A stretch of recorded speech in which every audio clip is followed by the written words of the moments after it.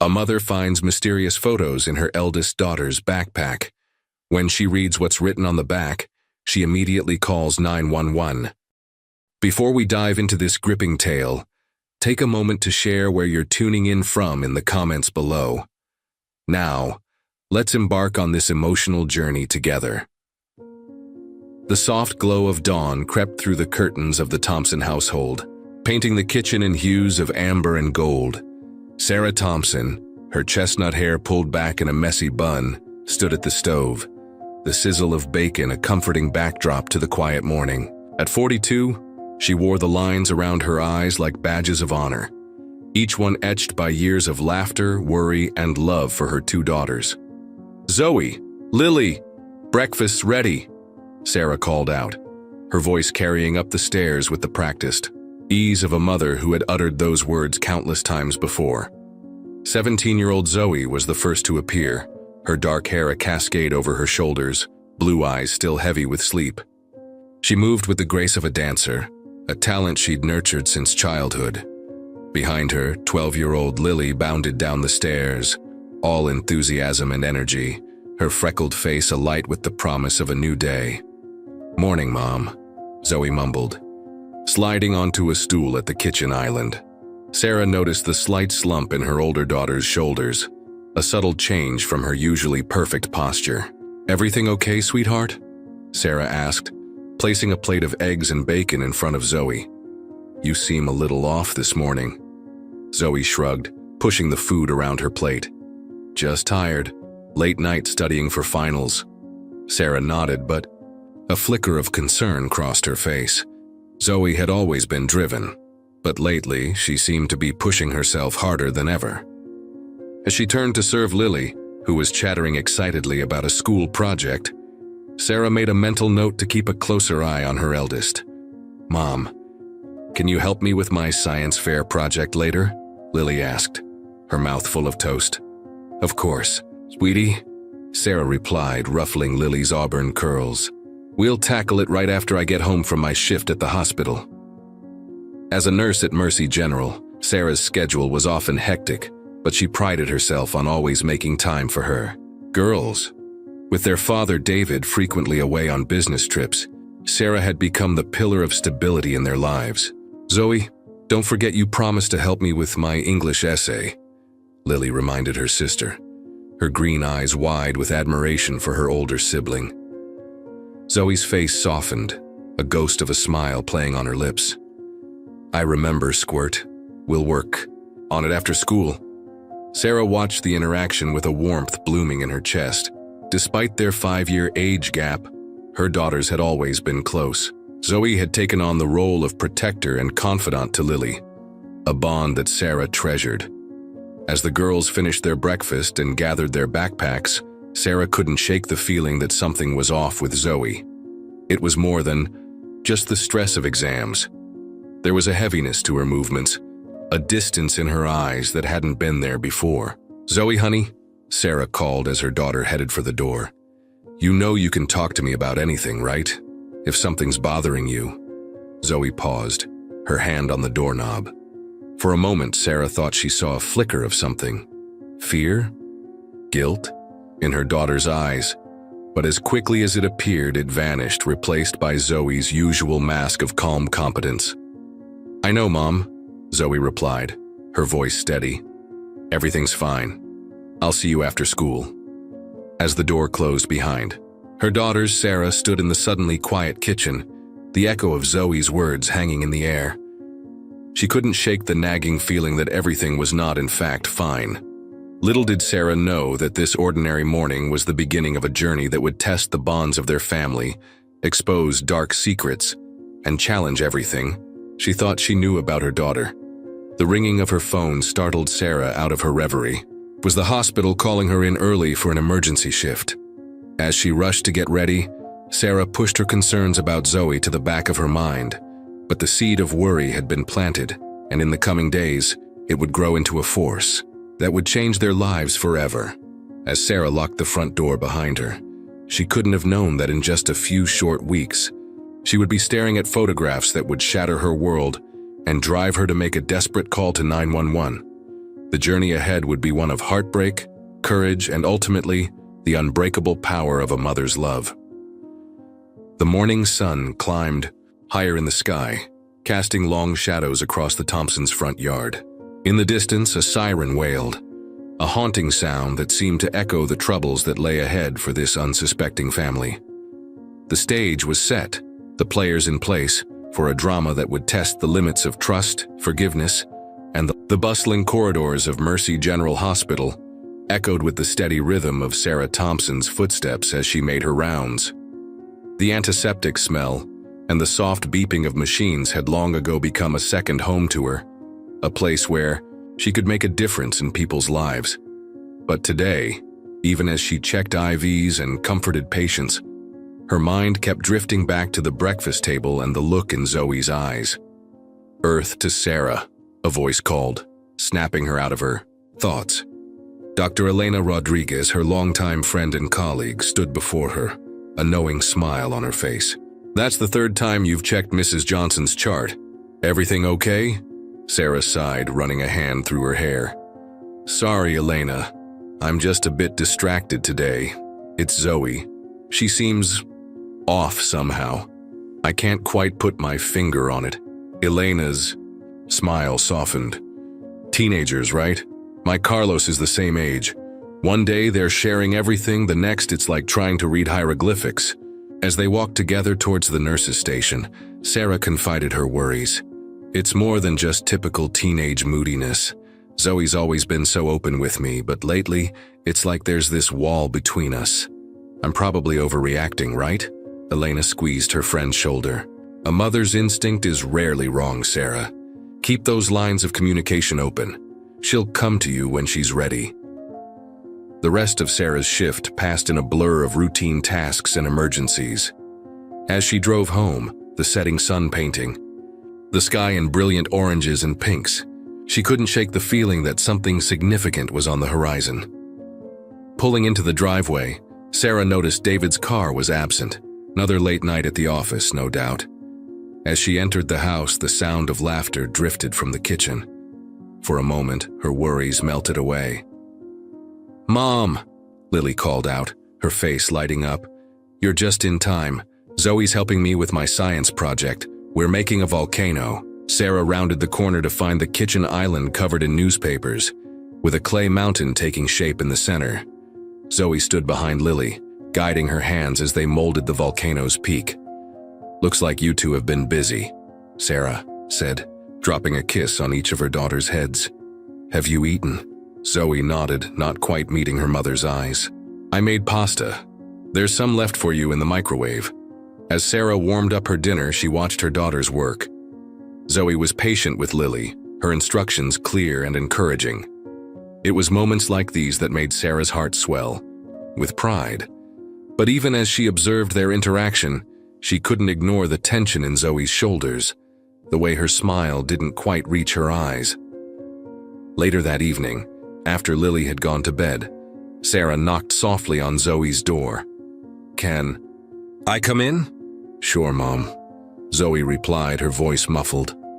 Sarah entered to find Zoe at her desk, textbooks spread out before her. The room was immaculate, as always, every item in its place. But something caught Sarah's eye, a small duffel bag partially hidden under the bed. "How's the studying going?" Sarah asked, perching on the edge of the bed. Zoe shrugged, her pen tapping rhythmically against her notebook. "It's fine, just a lot to cover." Sarah took a deep breath. "Zoe, honey, I can't help but feel like something's bothering you. You know you can talk to me about anything, right? No matter what it is." For a moment, Zoe's facade cracked. She turned to face her mother, and Sarah saw a glimpse of fear in her daughter's eyes. But just as quickly it was gone, replaced by a practiced smile. "I'm fine, Mom, really. Just stressed about finals and college applications. You don't need to worry." Sarah wanted to push further, to break through the wall Zoe had erected, but she held back. "Okay, sweetheart, but I'm here if you need me, always." As she left the room, Sarah couldn't shake the feeling that she had just missed a crucial opportunity. The image of that hidden duffel bag lingered in her mind, a silent sentinel holding secrets she couldn't begin to fathom. In the quiet of the night, as Sarah lay awake listening to the sounds of the house settling, she thought about the intricate dance of motherhood, the delicate balance between trust and protection, between allowing independence and offering guidance. She had always prided herself on her close relationship with Zoe, on being the kind of mother her daughter could confide in. But now, as doubt crept in like a thief in the night, Sarah wondered if she had been naive. What secrets could Zoe be hiding? And more importantly, how could she help her daughter if Zoe wouldn't let her in? As sleep finally claimed her, Sarah's dreams were troubled, filled with shadowy figures and distant cries for help. In the realm between wakefulness and slumber, a mother's intuition stirred, sensing the storm that was gathering on the horizon. Little did Sarah know that in the coming days, her world would be turned upside down.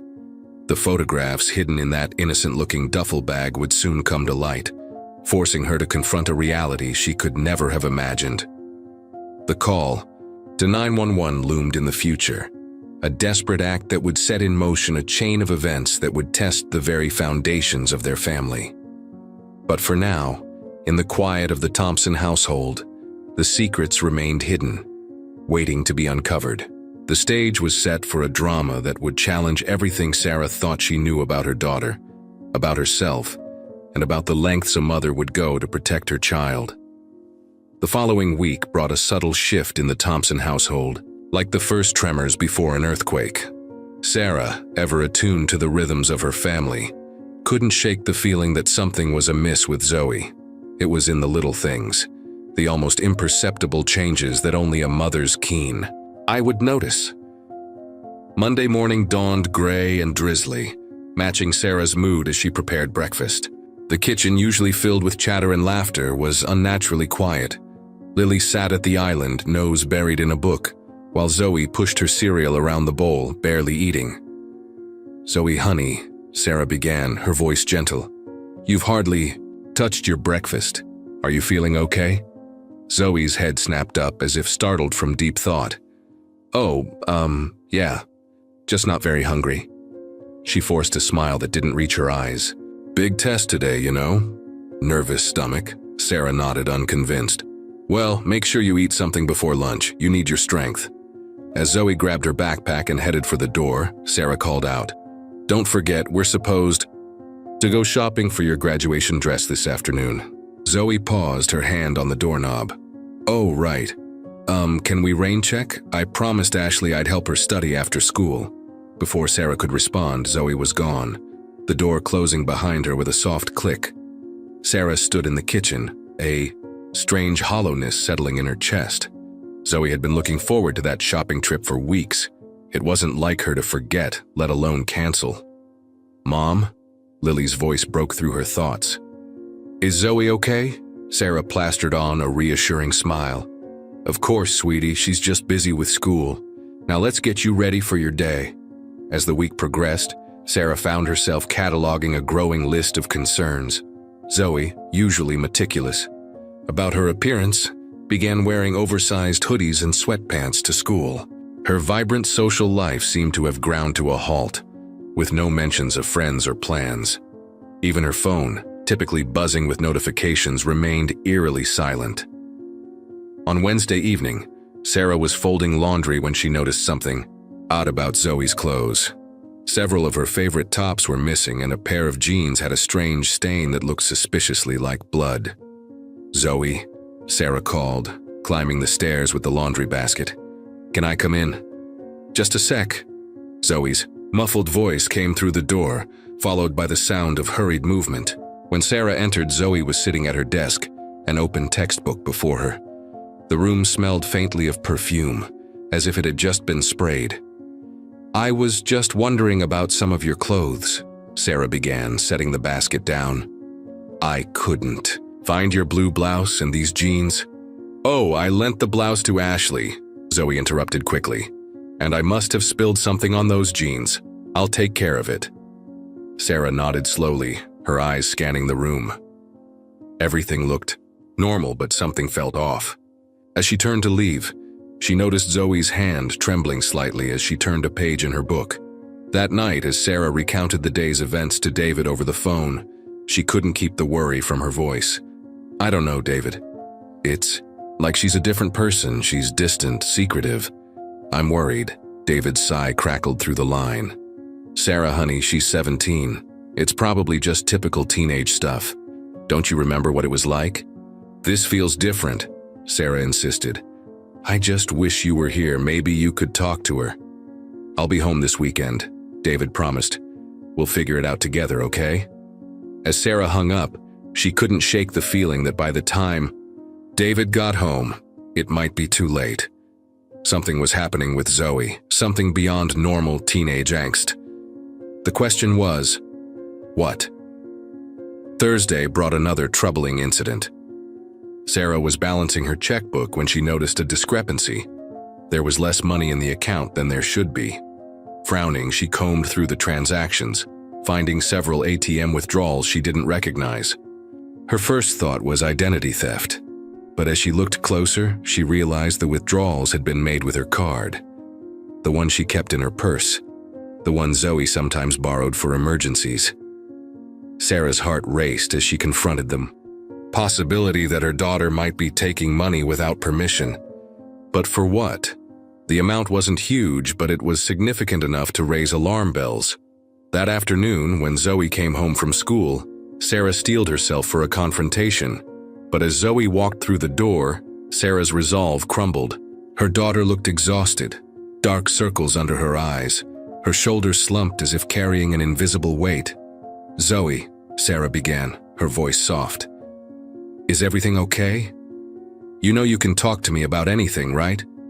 For a moment, something flickered in Zoe's eyes. Fear, guilt, but it was gone so quickly Sarah thought she might have imagined it. "Everything's fine, Mom," Zoe replied, her voice flat. "I'm just tired. I think I'm going to lie down for a bit." As Zoe retreated to her room, Sarah stood in the hallway, feeling more helpless than ever. Her daughter was slipping away, and she didn't know how to reach her. That night, as Sarah lay in bed, her mind raced with possibilities. Was Zoe in trouble at school? Was she being bullied? Or was it something worse? The missing clothes, the secretive behavior, the unexplained withdrawals. A terrible thought began to form in Sarah's mind, one she didn't want to contemplate. Could Zoe be involved with drugs? The very idea made Sarah's stomach churn, but she couldn't dismiss it. It would explain so much: the mood swings, the isolation, the need for money. But how could her bright, ambitious daughter have fallen into such a trap? As dawn broke on Friday morning, Sarah made a decision. She couldn't stand by and watch her daughter spiral any longer. Today, she would get to the bottom of whatever was going on with Zoe, no matter what it took. Little did Sarah know that her world was about to be turned upside down. The truth hidden in Zoe's room was far more shocking than anything she could have imagined. In just a few short hours, Sarah would find herself staring at photographs that would shatter her perception of her daughter and drive her to make that fateful call to 911. The stage was set for a revelation that would test the limits of a mother's love and forever change the Thompson family. As Sarah prepared for the day ahead, the secrets lurking in her daughter's room waited to be uncovered, ticking like a time bomb ready to explode. The Friday that would change everything dawned bright and clear, a stark contrast to the turmoil brewing inside the Thompson home. Sarah moved through her morning routine on autopilot, her mind preoccupied with the confrontation she knew lay ahead. As she poured coffee into her travel mug, she noticed Zoe's untouched breakfast plate on the counter. Her daughter had left for school early, mumbling something about a study group. Sarah's shift at the hospital seemed to drag on endlessly. Every beep of a monitor, every call over the intercom made her jump, half expecting news about Zoe. By the time she clocked out, her nerves were frayed to the breaking point. Driving home, Sarah rehearsed what she would say to Zoe. She wanted to be firm but understanding, to create a safe space for her daughter to open up. But as she pulled into the driveway, she was surprised to see Zoe's car already there. It was barely 3 p.m. Zoe should still be in class. Entering the house, Sarah called out, "Zoe, are you home?" No answer. Heart racing, Sarah climbed the stairs. As she approached Zoe's room, she heard muffled sounds. Was that crying? She knocked softly. "Zoe, honey, can I come in?" "Go away." Zoe's voice was thick with tears. Torn between respecting her daughter's privacy and her growing concern, Sarah hesitated. Then she heard it, a sharp intake of breath followed by a sound of pain. Mother's instinct took over and she pushed the door open. The scene that greeted her made Sarah's blood run cold. Zoe sat on the floor, surrounded by clothes and papers strewn about. Her sleeve was rolled up, revealing angry red marks on her arm. In her hand was a small blade. "Oh, Zoe," Sarah gasped, rushing to her daughter's side. "What have you done?" Zoe's head snapped up, her eyes wide with fear and shame. "Mom, I can explain." But before she could say more, Sarah's eyes landed on something that made her forget how to breathe. Peeking out from under a pile of clothes was a corner of a photograph that clearly showed Zoe, but in a way Sarah had never seen her before. With trembling hands, Sarah reached for the photo. As she pulled it free, more spilled out, creating a horrifying collage on the bedroom floor. Each image was worse than the last. Zoe in compromising positions, with people Sarah didn't recognize, in places that looked dangerous and seedy. What is this?" Sarah's voice was barely a whisper. Zoe burst into fresh tears, her body shaking with sobs. "I'm sorry, Mom. I'm so sorry. I didn't mean for any of this to happen." Sarah's mind raced, trying to make sense of what she was seeing. The missing clothes, the withdrawn money, the secretive behavior. It all started to fall into a terrifying pattern. But she needed to hear it from Zoe. "Zoe, please," Sarah said, fighting to keep her voice steady. "Tell me what's going on. Who are these people? Are they forcing you to do this?" Zoe's sobs subsided into hiccups as she struggled to speak. It started online. This guy, he seemed so nice at first. He said I was beautiful, that I could be a model. He promised me money, fame. I was so stupid, Mom. Sarah's heart broke as she listened to her daughter's story unfold. How the online compliments had turned into requests for photos, then demands for meetings. How threats and blackmail had kept Zoe trapped in a nightmare she couldn't escape. He said if I didn't do what he wanted, he'd send the pictures to everyone at school, to you and Dad. He said he'd hurt Lily if I told anyone. Zoe's voice was hollow, defeated. Sarah pulled her daughter into a tight embrace, her own tears falling freely now. "Oh, my baby, my precious girl. Why didn't you come to me? We could have faced this together." "I was so ashamed," Zoe whispered. I thought you'd hate me." "Never," Sarah said fiercely. "I could never hate you, Zoe. We're going to get through this, I promise." As she held her broken daughter, Sarah's mind raced with the implications of what she'd discovered.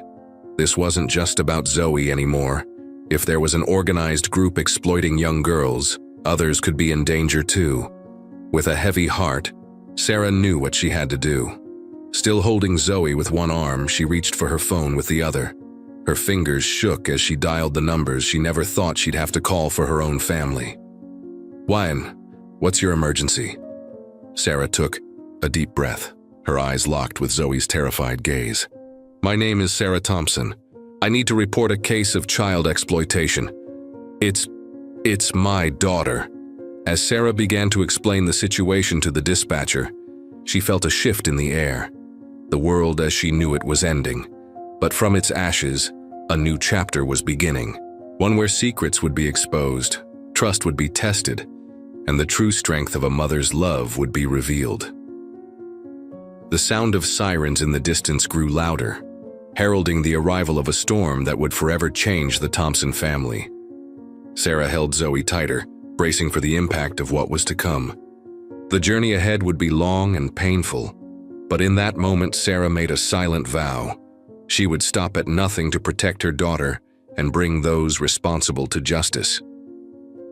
The stage was set for a battle that would test the limits of love, forgiveness, and the unbreakable bond between a mother and her child. As the first police car pulled up outside, Sarah and Zoe clung to each other, united in fear but also in the hope that somehow, some way, they would find a path through this darkness together.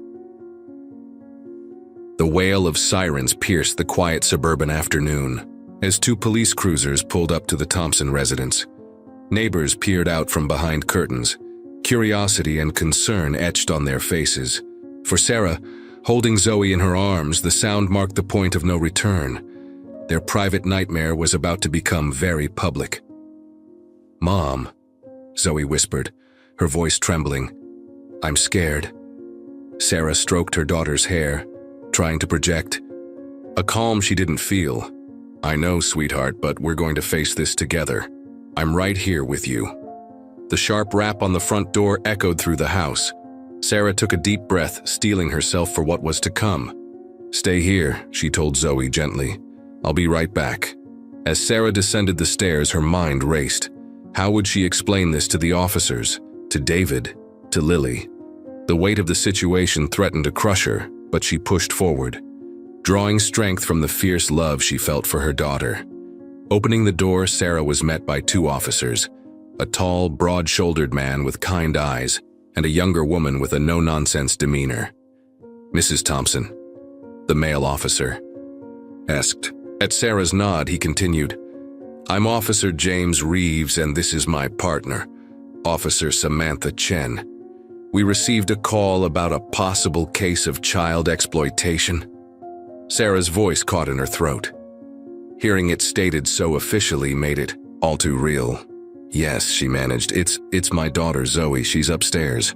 As Sarah led the officers into the house, she could hear Officer Chen radioing for additional support, mentioning words like evidence collection and victim services.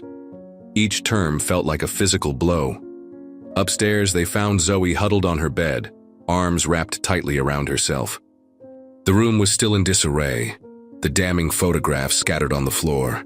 Officer Reeves's eyes widened slightly at the scene, but his voice remained calm and professional. "Zoe," he said softly. "I'm Officer Reeves. We're here to help you. Can you tell us what happened?" For a moment, Zoe remained silent, her eyes darting between the officers and her mother. Then, in a small voice, she began to speak. As the story unfolded, the online grooming, the escalating demands, the threats and blackmail, Sarah felt as though she was hearing it for the first time all over again. Each revelation was a fresh wound to her heart. Officer Chen took notes, while Officer Reeves listened intently, occasionally asking gentle but probing questions. Sarah marveled at their professionalism, the way they created a safe space for Zoe to share her traumatic experiences. As Zoe spoke about the man who had orchestrated her exploitation, Sarah's fear began to give way to anger. How dare someone prey on her child? How many other girls had fallen victim to this monster? "Do you know his real name?" Officer Chen asked. Zoe shook her head. "He always went by Jay online, but I heard the others call him Marcus sometimes." "Others?" Officer Reeves leaned forward. "There were more people involved?" Zoe nodded, tears welling up again. "At the parties. There were other men, and other girls too." She looked at Sarah, her eyes filled with shame and fear. "Mom, I'm so sorry. I wanted to tell you, but I was so scared." Sarah moved to sit beside Zoe, wrapping an arm around her shoulders. "It's not your fault, sweetheart. None of this is your fault." Officer Reeves cleared his throat. "Zoe, Mrs. Thompson, I know this is difficult, but what you've told us is incredibly important. Sounds like we may be dealing with a larger trafficking operation." He turned to his partner. "Chen, call it in. We need to get SVU involved." As Officer Chen stepped out to make the call, a commotion downstairs caught everyone's attention. A familiar voice called out, panic evident in its tone. "Sarah, Zoe, what's going on? Why are there police cars outside?" Sarah's heart sank. David was home early. Officer Reeves looked to Sarah. "Mrs. Thompson, would you like me to speak with your husband?" Sarah shook her head. "No, I should be the one to tell him." She turned to Zoe. "Will you be okay here with Officer Reeves for a few minutes?" Zoe nodded, looking small and vulnerable on the bed. Sarah placed a gentle kiss on her forehead before steeling herself to face David. As she descended the stairs, Sarah felt as though she was moving through a dream, or rather, a nightmare. How could she possibly explain to David that their worst fears as parents had come true, that their daughter had been victimized in the most horrific way? David stood in the foyer, his face a mask of confusion and worry. When he saw Sarah, he rushed forward. "Sarah, what's happening? Is everyone okay?" Sarah took a deep breath, her voice barely above a whisper. "David, we need to talk. It's about Zoe. Something terrible has happened." As Sarah began to explain the situation, she watched the emotions play across her husband's face. Disbelief, horror, anger, and finally, a grief so profound, it brought tears to her eyes. "How?" David choked out. "How did we not know? How did we let this happen to our little girl?" Sarah shook her head, her own guilt threatening to overwhelm her. "I don't know. But David, she needs us now. We have to be strong for her." Together they climbed the stairs, each step feeling like a mountain to overcome. As they entered Zoe's room, they found her speaking softly with Officer Reeves, her posture slightly more relaxed than before. When Zoe saw her father, fresh tears spilled down her cheeks. "Daddy," she whispered, sounding younger than her 17 years. David crossed the room in 2 strides, gathering Zoe in his arms. "I'm here, sweetheart. I'm here. We're going to get through this together." As the Thompson family clung to each other, seeking comfort in their embrace, Officer Chen re-entered the room. Her expression was grave. "I just got off the phone with the Special Victims Unit," she announced. "They're sending a team over and—" She hesitated, looking at Zoe with sympathy. "They think this case might be connected to several others they've been investigating. Zoe, your bravery in coming forward might help save other girls from going through what you did." The weight of this statement hung in the air. Zoe's ordeal was far from over. In many ways, it was just beginning. There would be more questions, investigations, possibly even a trial. But in that moment, a tiny spark of hope flickered to life. Sarah looked at her daughter, seeing not just the pain and fear, but also the innate strength that had allowed her to survive. She thought of the other victims out there, still trapped in the nightmare Zoe had escaped. And she made a silent vow. They would not only survive this, they would fight back. For Zoe, for their family, and for all the other victims who needed a voice. As the sound of more sirens approached, heralding the arrival of the SVU team, the Thompson family held each other tighter. The road ahead would be long and difficult, but they would walk it together, one step at a time. The nightmare that had been hidden in shadows was now exposed to the light. And in that light, painful as it was, lay the first seeds of healing, justice, and hope. The arrival of the Special Victims Unit transformed the Thompson home into a hive of activity. Detective Olivia Benson, a seasoned veteran with kind eyes and a commanding presence, took charge of the scene. Her partner, Detective Elliot Carisi, began coordinating with the evidence collection team. "Mr. and Mrs. Thompson," Detective Benson addressed Sarah and David, her voice gentle but firm. "I know this is overwhelming, but we need to move quickly. Every piece of information Zoe can provide could be crucial in tracking down the perpetrators." Sarah nodded, her arms still wrapped protectively around Zoe. "We understand. What do you need us to do?"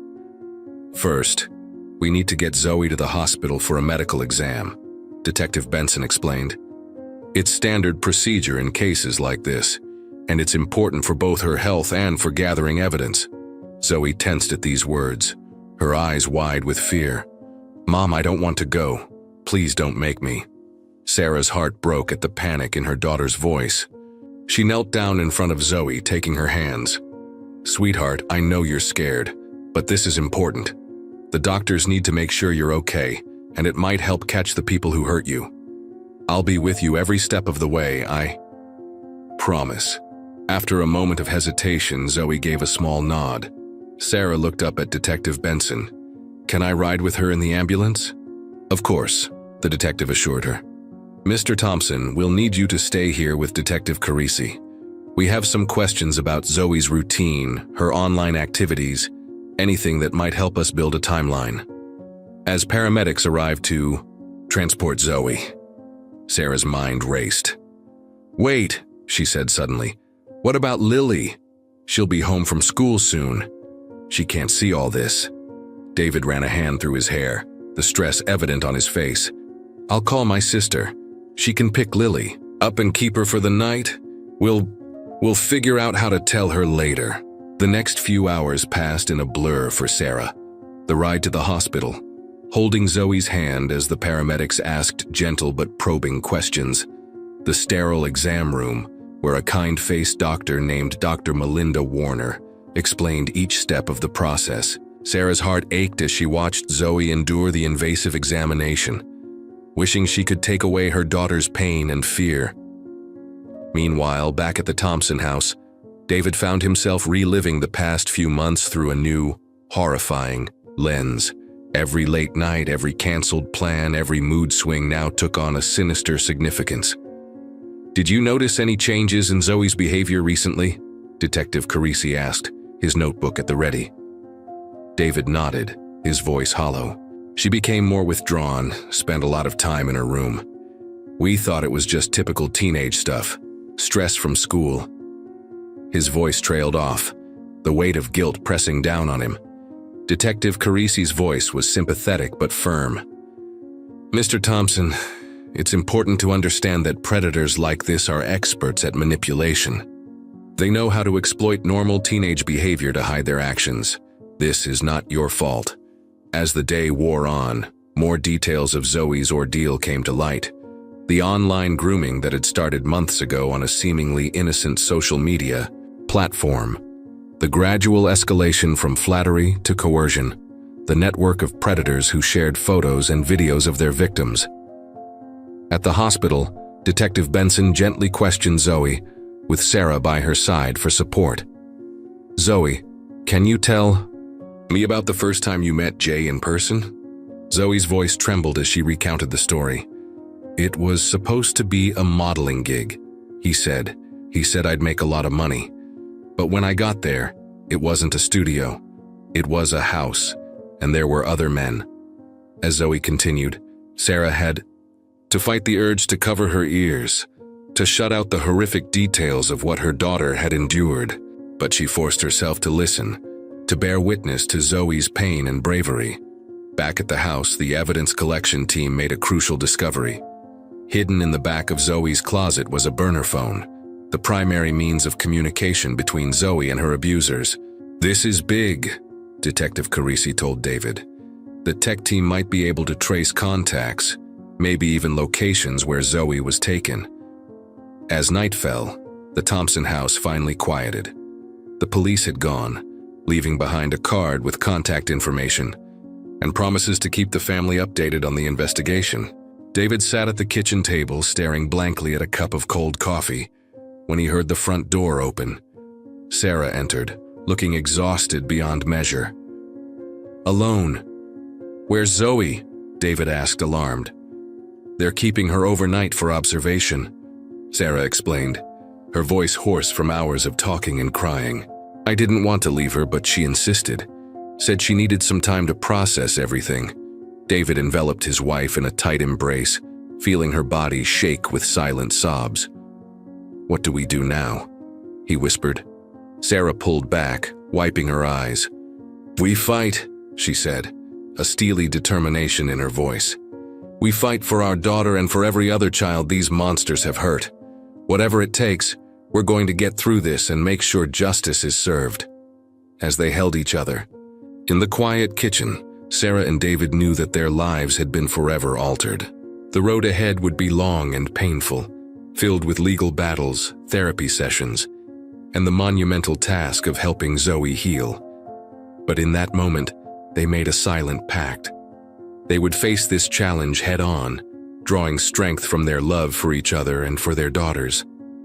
The predators who had torn their family apart had underestimated the power of a parent's love and the resilience of the human spirit. As the first light of dawn began to creep through the windows, Sarah and David Thompson prepared themselves for the battle ahead. They didn't know what challenges the coming days would bring, but they knew one thing for certain: they would face them together, as a family.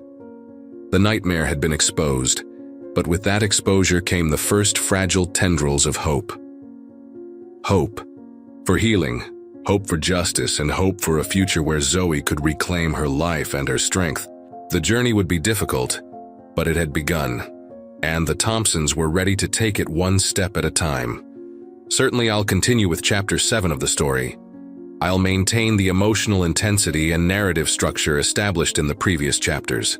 Chapter 7. The soft beep of hospital monitors greeted Sarah as she entered Zoe's room early the next morning. Her daughter lay curled on her side, dark circles under her eyes, testament to a sleepless night. Sarah's heart ached at the sight, but she forced a smile as Zoe stirred. "Mom?" Zoe's voice was small, fragile. "I'm here, sweetheart," Sarah said, taking a seat beside the bed. She reached out, gently brushing a strand of hair from Zoe's face. "How are you feeling?" Zoe's laugh was hollow. "Like my whole world has fallen apart." Sarah fought back tears. "I know it feels that way now, but we're going to get through this together." A knock at the door interrupted them. Detective Benson entered, her face sympathetic but determined. "Good morning. I hope I'm not interrupting." "Not at all," Sarah said, although part of her wanted to shield Zoe from any more questions, any more pain. "Zoe," Detective Benson began gently, "I know you've been through a lot, but we need your help. The information you gave us yesterday led to a breakthrough. We've identified several other victims and we're close to locating the main suspects, but we need more details." Zoe's body tensed, and Sarah could see the fear creeping back into her eyes. I don't know if I can," Zoe whispered. Sarah squeezed her daughter's hand. "You can, sweetheart. You're so much stronger than you know." Over the next hour, Zoe recounted more of her ordeal, each word seeming to drain her further. She described the locations where she'd been taken, the other girls she'd seen, the conversations she'd overheard. Detective Benson listened intently, her notebook filling with crucial details. "There's one more thing," Zoe said, her voice barely audible. "The man, Jay or Marcus, or whatever his name is. I heard him talking on the phone once. He mentioned something about a big event coming up, something called The Gathering. It sounded important." Detective Benson's eyes widened. "Zoe, this could be huge. You may have just given us the key to bringing down this entire network." As the detective left to relay the new information to her team, Sarah turned to Zoe, overwhelmed with pride and sorrow. "You did so well, honey. I know how hard that was." Zoe's eyes filled with tears. "Mom, what if they come after us? What if they hurt Lily?" Sarah's protective instincts flared. "That's not going to happen. The police are going to catch these people, and we're going to keep you safe, I promise." Just then, Sarah's phone buzzed. With a text from David. "Lily asking questions, don't know what to tell her. Need you home." Reality crashed back in. They still had to explain this nightmare to their younger daughter. How could they possibly shield Lily from the horror while still being honest? "Sweetheart," Sarah said, "the doctors want to keep you here for another day. Your dad needs me at home to talk to Lily. Will you be okay if I go for a little while?" Zoe nodded, though Sarah could see the fear in her eyes. "Yeah, I'll be fine. Tell Lily. Tell her I'm sorry." Sarah's heart broke at those words. "You have nothing to be sorry for, Zoe. Nothing."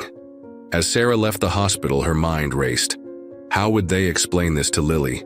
How could they protect both their daughters from the storm that was still raging around them? And what about the other victims, the other families whose lives had been shattered by these predators? The weight of it all threatened to crush her, but Sarah squared her shoulders. Her family needed her to be strong, to be their rock in this tempest, and she would be, no matter what it took. Driving home, Sarah steeled herself for the difficult conversation ahead. She and David would have to find a way to explain the unexplainable to Lily, to shatter her innocence, while still preserving her sense of safety in the world. As she pulled into the driveway, Sarah took a deep breath. The battle was far from over. In fact, in many ways, it was just beginning. But with love, determination, and the unbreakable bonds of family, they would face whatever came next. Little did Sarah know that the gathering Zoe had mentioned would soon become the centerpiece of a massive police operation, one that would put her family in the crosshairs of dangerous criminals desperate to protect their evil enterprise. The Thompson family's ordeal was far from over, and the true test of their strength and resilience was yet to come. The Thompson house stood silent as Sarah pulled into the driveway, a stark contrast to the turmoil she knew awaited her inside. The weight of the impending conversation with Lily pressed heavily on her shoulders as she made her way to the front door. How do you explain to a 12-year-old that her world is about to be turned upside down? As Sarah entered, she found David, pacing in the living room, his face etched with worry. Lily sat on the couch, her small frame tense with confusion and fear. "Mom!" Lily exclaimed, jumping up. "What's going on? Where's Zoe? Why won't anyone tell me anything?" Sarah's heart clenched at the panic in her younger daughter's voice. She sat down next to Lily, gesturing for David to join them. "Sweetheart," Sarah began, her voice gentle but firm. "Something very serious has happened, and we need to talk about it. It involves Zoe, and it's going to be hard to hear." David took Lily's hand, his voice cracking slightly as he spoke. "Lily, your sister has been hurt by some very bad people. She's safe now, but she's going to need our help and support to get better." Lily's eyes widened, tears beginning to form. "Hurt? How? Is that why there were police cars here yesterday?" Sarah nodded, choosing her words carefully. "Yes, honey. Zoe met someone online who pretended to be her friend. This person and others working with them tricked Zoe into doing things she didn't want to do. They took advantage of her and scared her into keeping it a secret. But why didn't she tell us?" Lily's voice was small, confused. "The bad people threatened to hurt us if she did," David explained, his jaw clenching at the admission. "Zoe was trying to protect us, even though she was scared and hurting." Lily's face crumpled, tears now flowing freely. "Is Zoe going to be okay? Can I see her?" Sarah pulled Lily into a tight embrace, her own eyes wet with unshed tears. "Zoe is in the hospital right now, but not because she's physically hurt. The doctors want to make sure she's okay emotionally. And yes, you'll be able to see her soon. But Lily, it's important that you understand something." Sarah pulled back, looking her younger daughter in the eyes. "What happened to Zoe is not her fault. The people who hurt her are criminals, and the police are working hard to catch them. But Zoe is going to need a lot of love and support from all of us. She might act differently for a while, and that's okay. We need to be patient and understanding." David added, his voice steady despite the emotion in his eyes. "And Lily, we want you to know that you're safe. We're going to do everything we can to protect both you and Zoe. If you ever feel scared or have questions, you can always come to..." "Dweh," Lily nodded, her young face solemn with a maturity beyond her years. "I want to help. What can I do?" Sarah felt a surge of pride at her daughter's strength. Just being there for Zoe, showing her you love her no matter what. That's the most important thing you can do. As the family sat together, processing the weight of the situation, Sarah's phone buzzed. It was a text from Detective Benson. "New. Lead on the gathering. Need to speak with you and Zoe ASAP." Sarah's stomach tightened. Just when they thought they might have a moment to breathe, to begin the process of healing, it seemed the investigation was ramping up. "David," she said, her voice low, "I need to get back to the hospital. The detectives have new information." David nodded, understanding the urgency. "Go, I'll stay with Lily." As Sarah prepared to leave, Lily's voice stopped her. "Mom, tell Zoe I love her and that I'm proud of her for being so brave." Tears pricked Sarah's eyes as she hugged Lily tightly. "I will, sweetheart. I promise." Driving back to the hospital, Sarah's mind raced. What had the detectives uncovered about the gathering? And more importantly, what would it mean for Zoe and their family? The road ahead was uncertain, fraught with challenges they had never imagined facing. But as Sarah thought of Lily's strength, of David's unwavering support, and of Zoe's incredible resilience, she felt a flicker of hope. They would get through this, no matter what came next. Because that's what families do. They face the darkness together and somehow find their way back to the light. As Sarah pulled into the hospital parking lot, she took a deep breath, steeling herself for whatever new information awaited. The battle was far from over, but she was ready to fight. For Zoe, for Lily, for their family, and for all the other victims who had yet to find their voice. The storm might still be raging, but the Thompsons would weather it together. The hospital corridors seemed more oppressive than ever as Sarah made her way to Zoe's room. The weight of Detective Benson's urgent message hung heavy in the air, a reminder that their ordeal was far from over. As she approached Zoe's door, she could hear muffled voices from inside. Detective Benson had already arrived. Sarah paused, taking a deep breath to compose herself before entering. The scene that greeted her was both familiar and jarring. Zoe, small and vulnerable in her hospital bed, and Detective Benson, her face a mask of professional concern. "Mom," Zoe said, her voice tinged with relief and anxiety. "Detective Benson says they have new information about them." Sarah moved quickly to her daughter's side, taking her hand. "I'm here, sweetheart. Whatever it is, we'll face it together." She turned to Detective Benson. "What's going on?" The detective's eyes were grave as she began to speak. "We've uncovered more details about the gathering Zoe mentioned. It appears to be a large-scale event where these predators bring together multiple victims for their clients." Sarah felt Zoe's hand tighten in hers, and she had to fight back the wave of nausea that threatened to overwhelm her.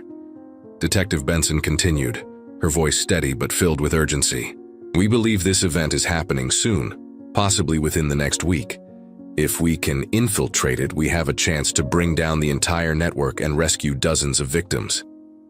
"But what does this mean for Zoe?" Sarah asked, her protective instincts flaring. "Surely you don't expect her to be involved in this operation." The detective hesitated, and in that moment of silence, Sarah's worst fears were confirmed. "We need Zoe's help," Detective Benson said softly. "The information she's provided has been invaluable, but we need more. Details about the location, the people involved, anything she can remember." Zoe's body tensed, and Sarah could see the panic rising in her eyes. "I can't," Zoe whispered. "I can't go back there, even in my mind. Please don't make me." Sarah's heart broke at the fear in her daughter's voice. She turned to Detective Benson, ready to refuse, to shield Zoe from any more trauma. But before she could speak, Zoe surprised them both. "Wait," she said, her voice small but determined. If helping you could save other girls from going through what I did, I want to try." Pride and anguish warred within Sarah as she looked at her daughter. In that moment, she saw not just the scared, hurt girl, but the strong, compassionate young woman Zoe was becoming. "Are you sure, sweetheart?" Sarah asked gently. "You don't have to do this." Zoe nodded, tears glistening in her eyes. "I'm sure I need to do this, for the other girls." Over the next hour, Zoe recounted every detail she could remember about the gathering. Snippets of conversations she'd overheard, descriptions of locations and people. Each word seemed to drain her, but she pressed on, driven by a determination Sarah had never seen before. As Detective Benson prepared to leave, armed with a wealth of new information, she turned to Zoe. "You've been incredibly brave, Zoe. The information you've provided could save lives. We'll keep you updated on the investigation, and I promise you, we'll do everything in our power to bring these people to justice." After the detective left, Sarah held Zoe as she finally allowed herself to break down, sobs racking her body. "I'm so proud of you," Sarah whispered, her own tears falling freely. So proud." As Zoe's tears subsided, she looked up at her mother, a mix of fear and resolve in her eyes. "Mom, what happens now? What if they find out I talked to the police? What if they come after us?" Sarah's protective instincts surged. "We won't let that happen. The police will protect us, and your father and I will do everything in our power to keep you and Lily safe." But even as she spoke the words, Sarah couldn't shake the feeling that their troubles were far from over. The looming threat of the gathering, the possibility of retaliation from the predators, the long road of healing that lay ahead for Zoe. It all seemed overwhelming. Yet as she held her daughter close, Sarah felt a steely resolve settle over her. They had already faced the unimaginable, had already taken the first steps towards justice. Whatever came next, they would face it together. As the sun began to set outside Zoe's hospital window, casting long shadows across the room, Sarah silently renewed her vow. She would fight for her daughter, for her family, with every ounce of strength she possessed. The battle was far from over, but Sarah Thompson was ready for whatever challenges lay ahead. Little did she know that the information Zoe had provided would set in motion a series of events that would test their family's strength, courage, and love in ways they could never have imagined. The storm was gathering strength, and the Thompsons were at its very center. The following days unfolded in a blur of activity and emotion for the Thompson family. Zoe was discharged from the hospital, returning to a home that felt both familiar and alien. The space that had once been her sanctuary now held shadows of painful memories, each corner a potential trigger for her trauma. Sarah and David worked tirelessly to create a safe environment for both their daughters. They installed new security systems, changed routines, and kept in constant contact with Detective Benson. But despite their best efforts, an undercurrent of tension ran through the household, a constant reminder of the threats that still loomed. On a particularly challenging morning, Sarah found Zoe huddled in the corner of her room, arms wrapped tightly around her knees. "Sweetheart," Sarah said softly, kneeling beside her daughter. "What's wrong?" Zoe looked up, her eyes red-rimmed and haunted. "I can't do this, Mom. Every time I close my eyes, I see their faces. I hear their voices. I feel their hands. On me!" Her voice broke on the last words, a fresh wave of tears spilling down her cheeks. Sarah's heart shattered anew. She gathered Zoe in her arms, rocking her gently as she had when Zoe was small. "I know it's hard, baby. I know, but you're so strong. We're going to get through this together." As she held her daughter, Sarah's mind raced. They had started therapy sessions, both individual and family, but it was clear that Zoe needed more support. The road to healing would be long and arduous. Meanwhile, Lily was struggling to adjust to the new reality of their family life. Sarah often found her hovering near Zoe's room, unsure how to interact with her sister. The carefree bond they once shared seemed stretched to its breaking point. One afternoon, Sarah overheard a conversation between her daughters that both warmed and broke her heart. "Zoe?" Lily's voice was hesitant. Can I come in?" There was a pause before Zoe responded. "Yeah, sure." Sarah peeked around the corner to see Lily tentatively entering Zoe's room, a sketchbook clutched to her chest. I drew something." "For you," Lily said, holding out the book. Zoe took it, her movements slow and careful. As she opened the sketchbook, her breath caught. "Oh, Lily." Sarah craned her neck to see the drawing. It was a picture of the two sisters holding hands, surrounded by a protective circle of hearts. Above them, in Lily's careful handwriting, were the words, "My sister, my hero." Zoe's eyes filled with tears, but for the first time in days, Sarah saw a glimmer of a smile on her face. "Thank you, Lily. This means so much to me." Lily shuffled her feet, then suddenly threw her arms around Zoe in a fierce hug. "I love you, Zoe, no matter what." As Sarah watched her daughter's embrace, she felt a surge of hope. The road ahead would be difficult, but moments like these reminded her of the strength and love that bound their family together. The moment was shattered by the sharp ring of the doorbell. Sarah tensed, her protective instincts on high alert. They weren't expecting anyone, and in the wake of recent events, every unexpected visitor was a potential threat. She moved quickly to the front door, peering through the peephole. Her breath caught as she recognized Detective Benson standing on their porch, her expression grave. Sarah opened the door, her heart racing. "Detective, what's happened?" Detective Benson's voice was low and urgent. "Mrs. Thompson, we need to talk. We've received some new information about the gathering, and there's been a development that directly affects your family." As Sarah ushered the detective inside, she felt a chill run down her spine. Just when they had started to find their footing, it seemed the ground was about to shift beneath them once again. Whatever news Detective Benson brought, Sarah knew it would change everything. The battle they thought was nearing its end was only just beginning, and the Thompson family was about to be thrust into the heart of a storm that threatened to tear them apart. But as Sarah called for David and steeled herself for what was to come, she held on to one unshakable truth. Together, they would face whatever challenges lay ahead. For Zoe, for Lily, for their family. They would fight with every ounce of strength they possessed. Little did they know that the information Detective Benson was about to share would set in motion a chain of events that would test their resolve, their courage, and the very bonds of their family in ways they could never have imagined.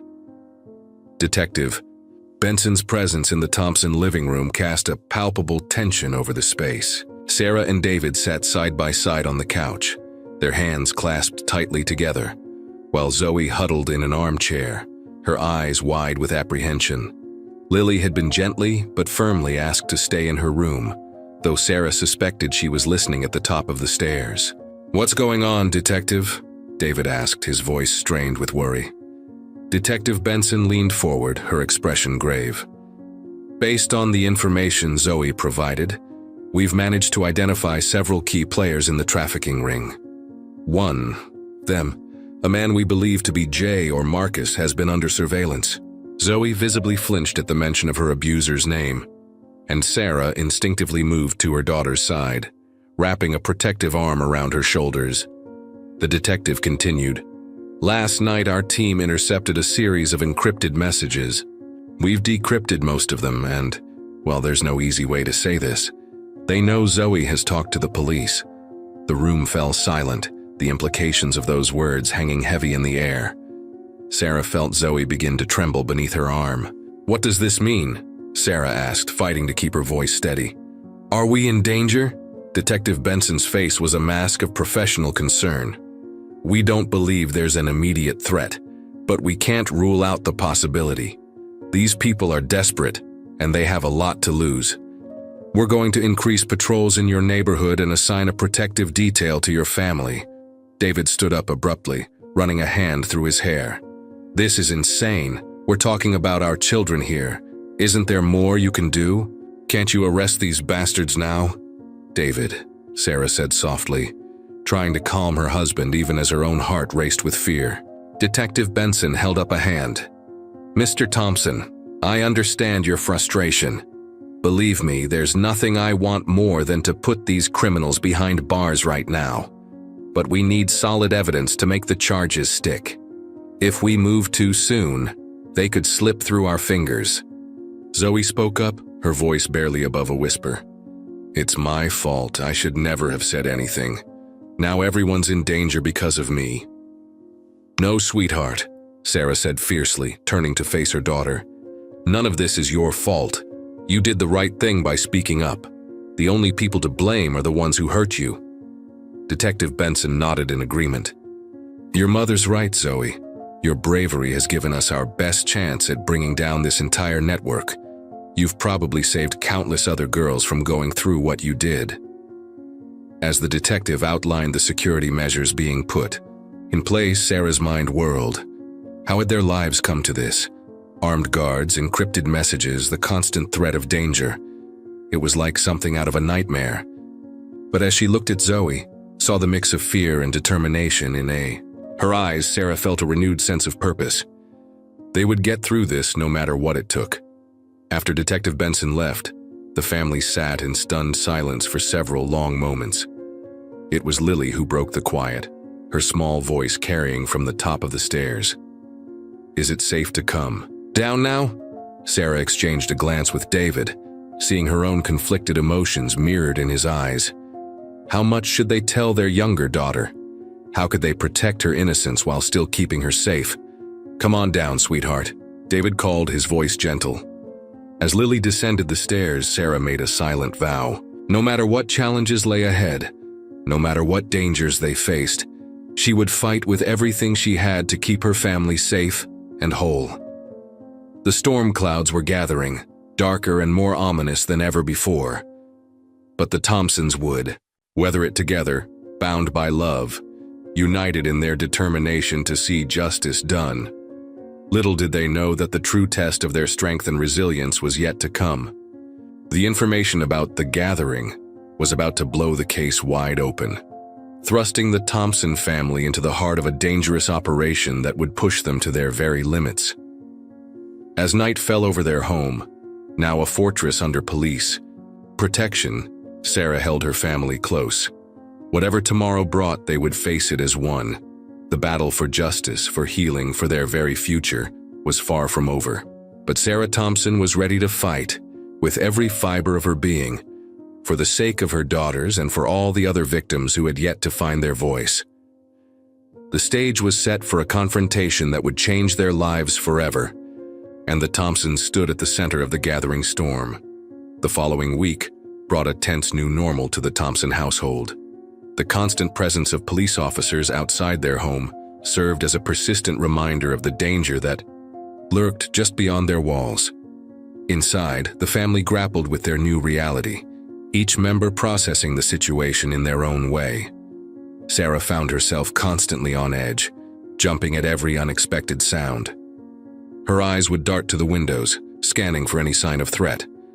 Sleep became a luxury she could ill afford, spending nights pacing the hallway between her daughter's rooms, a silent guardian against unseen enemies. David threw himself into work, taking on extra shifts at the high school where he counseled troubled teens. His days were filled with helping other people's children, while his nights were consumed by worry for his own. The irony wasn't lost on him, and it ate away at his normally calm demeanor. Zoe, for her part, oscillated between periods of withdrawn silence and bursts of frenetic energy. She'd spend hours curled up in her room, then suddenly emerge with a desperate need to be around her family, as if reassuring herself they were still there, still safe. One afternoon, Sarah found Zoe in the kitchen, furiously scrubbing at an already spotless counter. "Sweetheart," Sarah said gently, placing a hand on Zoe's arm. "I think that counter's as clean as it's going to get." Zoe's movements stilled, her knuckles white around the sponge. I need to do something, Mom. I can't just sit around waiting for whatever's going to happen next." Sarah's heart ached at the frustration and fear in her daughter's voice. "I know, honey. We all feel that way. But wearing yourself out isn't going to help." Zoe turned to face her mother, her eyes brimming with unshed tears. "How do you do it? Mom? How do you stay so strong?" Sarah pulled Zoe into a tight embrace, her own eyes welling up. "Oh, sweetheart, I'm not always strong. I'm scared too, but I keep going because I have to, because you and Lily need me to. We all draw strength from each other."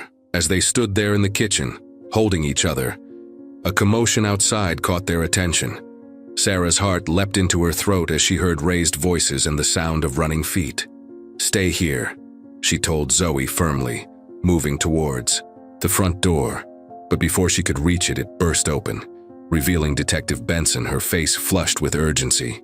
"Mrs. Thompson," she said, slightly out of breath, "we need to move you and your family now." "What? Why? What's happening?" Sarah asked, her mind racing with possibilities, each more terrifying than the last. Detective Benson's expression was grim. "We've intercepted communications suggesting an imminent threat to your family. We're moving you to a safe house until we can neutralize the danger." The next few minutes passed in a blur of activity. David was called home from work. Lily was collected from a friend's house, and the family was given mere moments to pack essential items. As they were ushered into an unmarked police van, Zoe gripped Sarah's hand tightly. "Mom," she whispered, her voice trembling. "I'm sorry, this is all because of me." Sarah squeezed her daughter's hand, her voice fierce with love and determination. "No, Zoe, this is because of the criminals who hurt you, and we're going to get through this together." As the van pulled away from their home, Sarah looked back at the house that had been their sanctuary, now potentially tainted by the reach of those who sought to harm them. She didn't know what lay ahead, where they were going, or how long they'd be gone. But she knew one thing with absolute certainty. She would do whatever it took to keep her family safe. The Thompson family was being thrust into the unknown, away from everything familiar and comforting.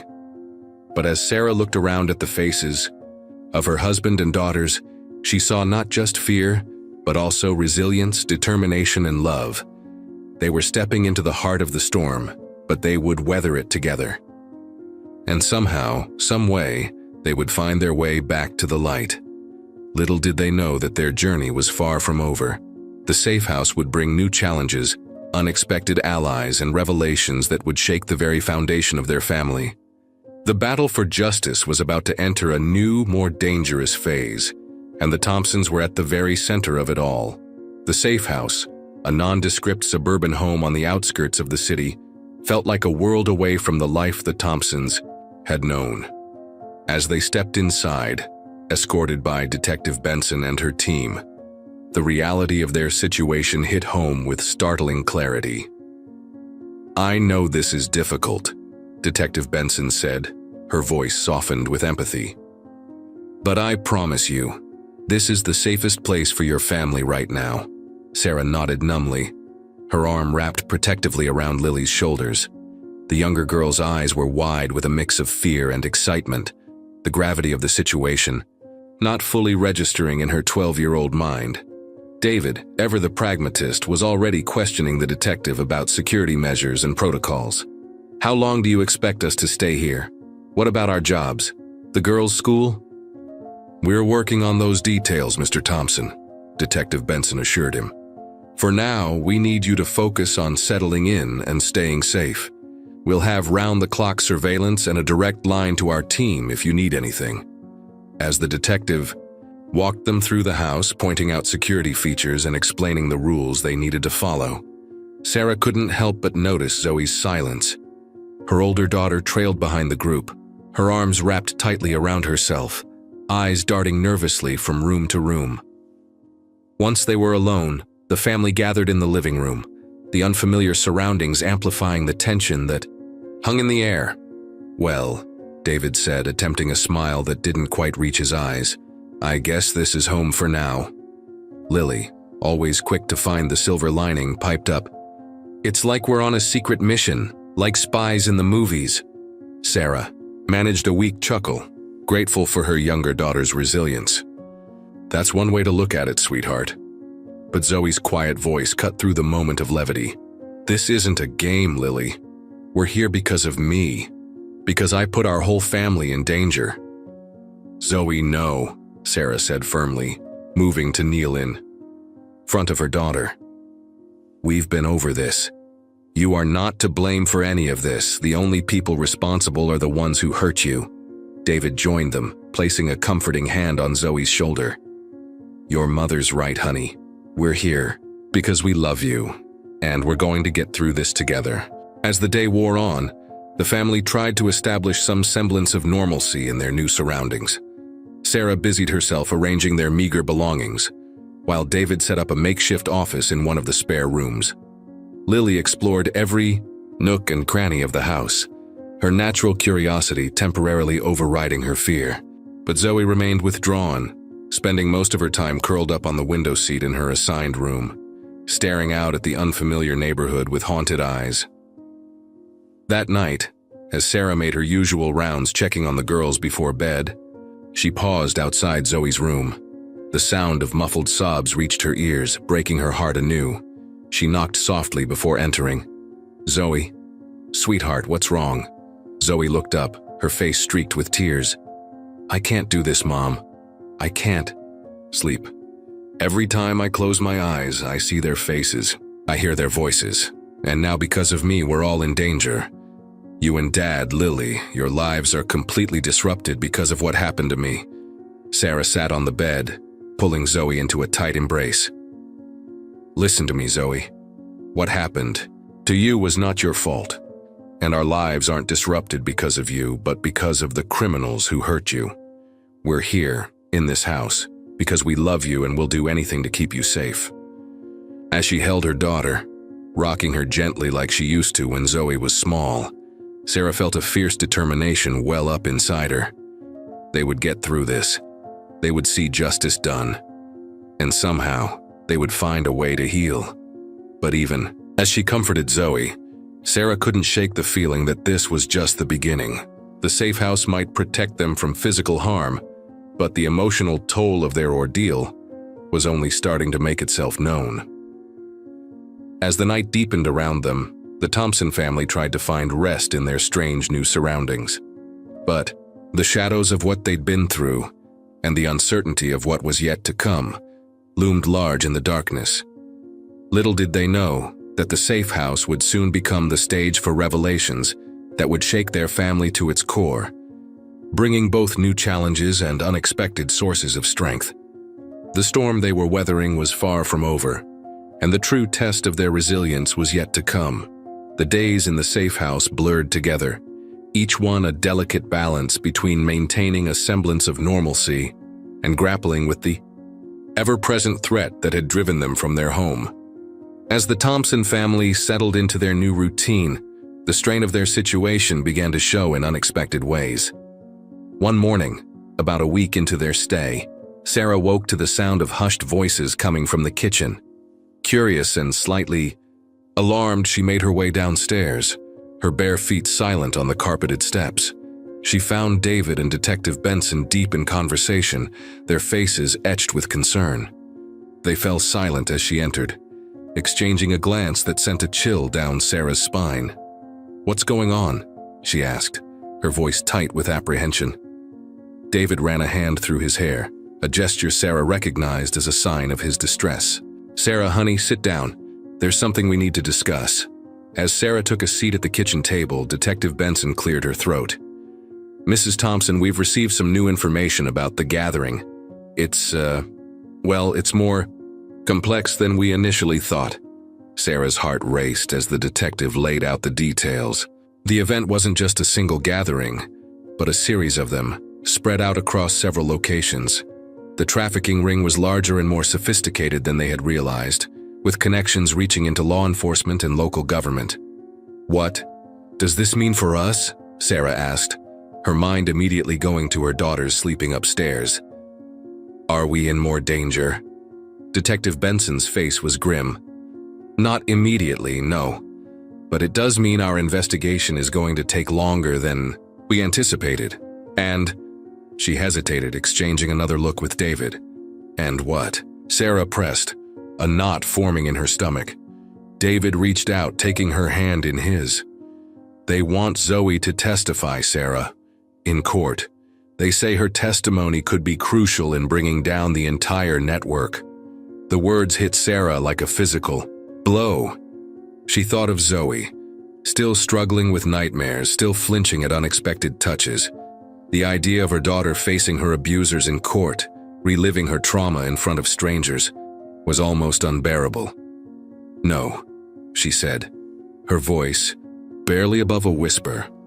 "No, we can't ask her to do that. She's been through enough." "I understand your concern," Detective Benson said softly. "But Zoe's testimony could save countless other girls from going through what she did. We wouldn't ask if it wasn't absolutely necessary." As they discussed the implications, weighing the potential impact against the emotional cost to Zoe, Sarah felt torn. Her instinct was to protect her daughter at all costs, to shield her from any further pain.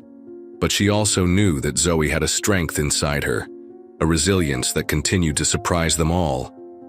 Their conversation was interrupted by a small voice from the doorway. "I'll do it." They turned to see Zoe standing there, her face pale but determined. "I'll testify. If it will help stop them, I'll do it." Sarah was on her feet in an instant, crossing the room to embrace her daughter. "Zoe, sweetheart, you don't have to do this.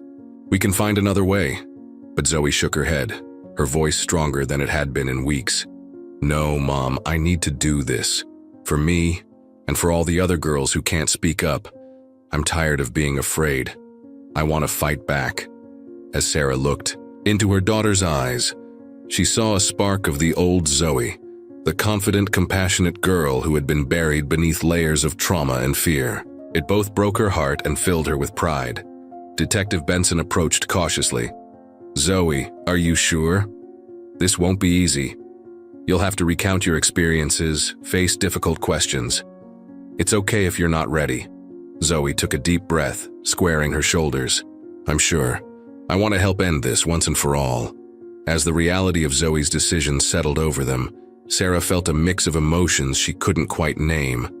Fear for what her daughter would have to endure, pride in her bravery, and a renewed determination to see this through to the end. The safe house, which had felt like a prison of sorts, now seemed to buzz with a new energy. They were no longer just hiding, waiting for the danger to pass.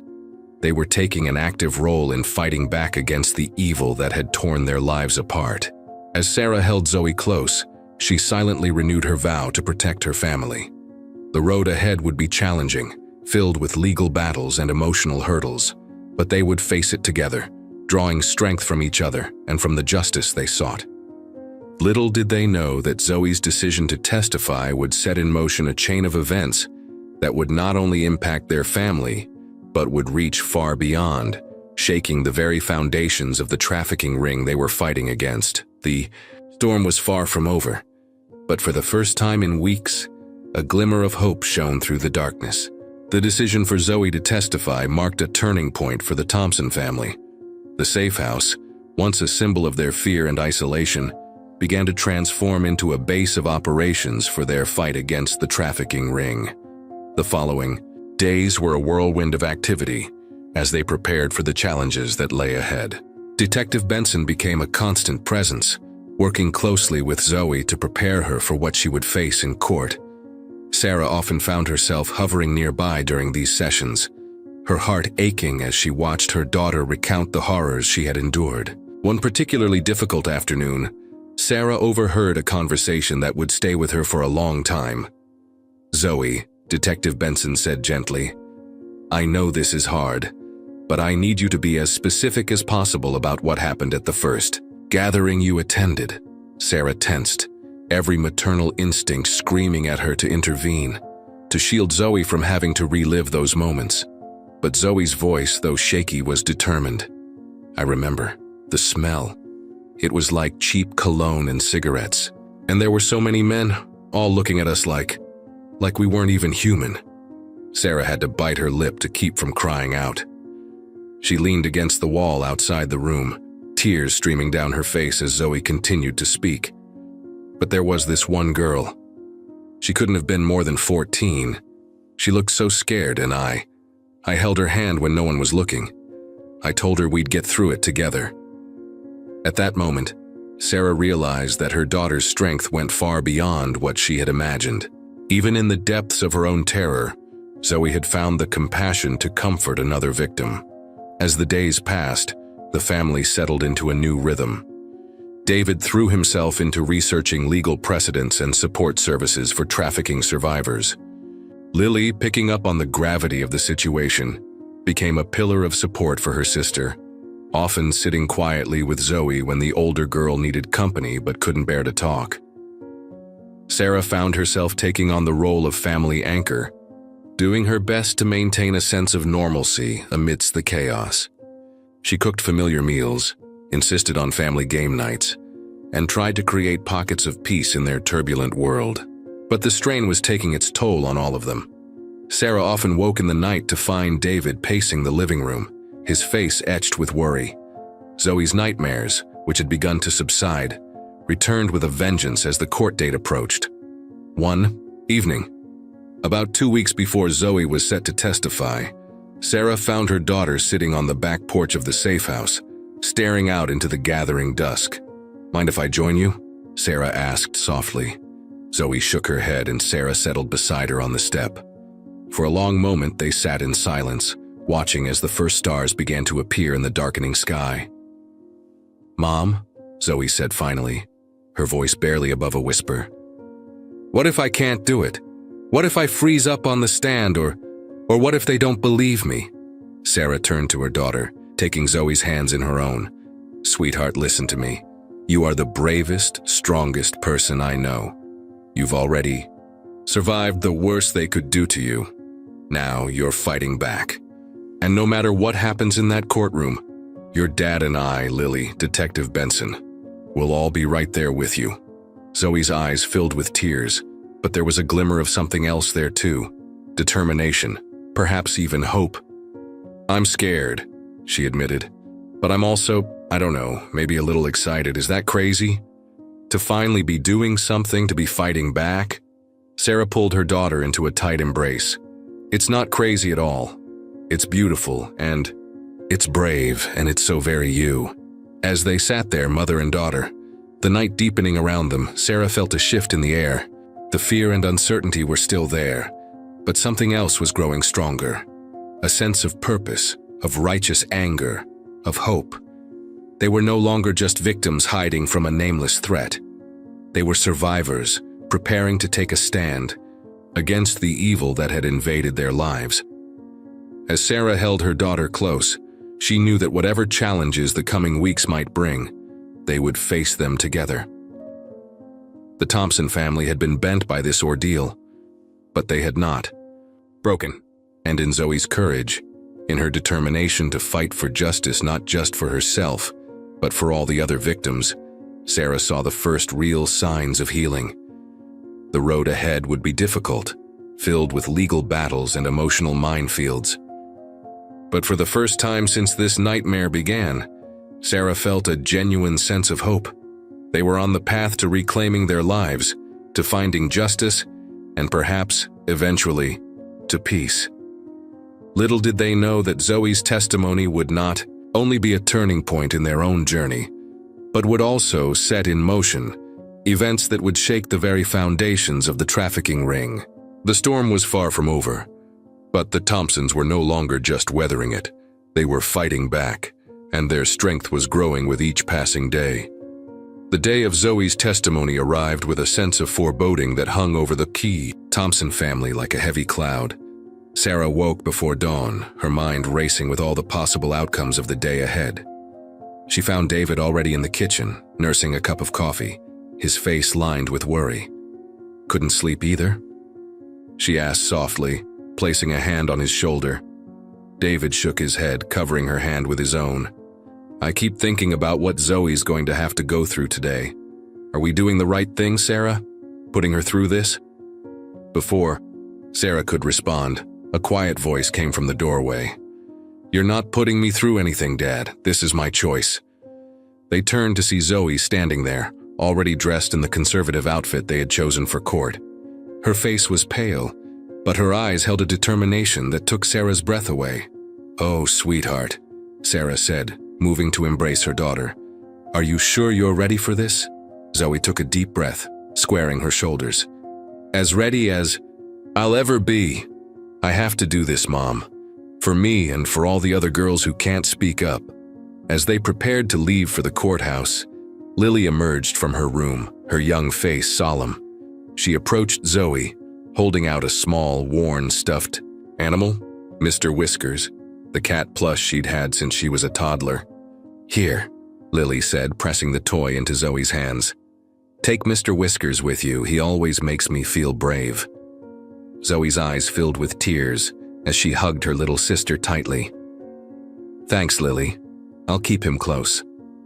The ride to the courthouse was tense, the family drawing strength from each other's presence. Detective Benson met them at the entrance, her face a mask of professional calm. "You ready, Zoe?" she asked gently. Zoe nodded, clutching Mr. Whiskers in one hand and Sarah's hand in the other. "Let's do this." As they entered the courtroom, Sarah's heart raced. The room was packed, filled with reporters, law enforcement officials, and faces she didn't recognize. But her focus was entirely on Zoe as her daughter made her way to the witness stand. What followed was the most difficult few hours of Sarah's life. She watched, her heart breaking, as Zoe recounted the horrors she had endured. Her daughter's voice shook at times, but she pressed on, her testimony painting a vivid and damning picture of the trafficking ring's operations. Sarah's anger burned as she watched the defense attorney try to discredit Zoe, implying that she had willingly participated in the modeling sessions. But Zoe stood her ground, her voice growing stronger as she refuted each accusation. "I was a child," Zoe said, her eyes flashing with righteous anger. "They manipulated me, threatened me, and hurt me. But I'm not a victim anymore. I'm a survivor. And I'm here to make sure they can't hurt anyone else ever again." As Zoe stepped down from the witness stand, the courtroom erupted in murmurs. Sarah rushed to embrace her daughter, feeling Zoe trembling in her arms. "You did it, sweetheart," she whispered. "You were so brave. I'm so proud of you." The rest of the day passed in a blur of legal proceedings and discussions with the prosecution team. By the time they left the courthouse, exhausted but relieved, the sun was setting over the city. Back at the safe house, the family gathered in the living room, the tension of the day slowly ebbing away. Zoe curled up on the couch, still clutching Mr. Whiskers, while Lily sat close by holding her sister's hand. "What happens now?" David asked, looking to Detective Benson, who had accompanied them back. "Now we wait," the detective replied. Zoe's testimony was incredibly powerful. Combined with the evidence we've gathered, it's looking very good for the prosecution. But these cases can be complex. It might take some time before we see the full impact.